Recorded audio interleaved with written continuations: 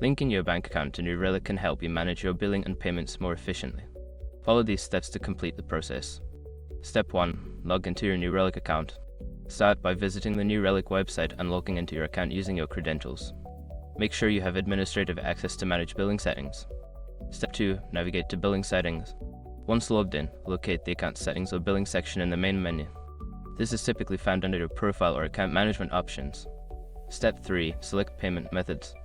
In the billing settings, look for an option labeled Payment Methods or Manage Payment Options. Click on this to proceed to the section where you can add or update your payment information. Step 4. Add bank account information. Make sure your information is protected first. Most people don't think about breaches until something actually happens to their accounts. Use SROC to monitor your accounts 24/7 and instantly alert you if your information appears in leaked databases online. It constantly checks billions of breached data points in the background. And considering how much personal information people keep online now, it's honestly worth having. Link in the description. Step 5. Confirm and save changes. After entering your bank account information, review it for accuracy. Once confirmed, save the changes to link your bank account to your New Relic account successfully. By following these steps, you can easily link your bank account to New Relic for streamlined billing and payment management.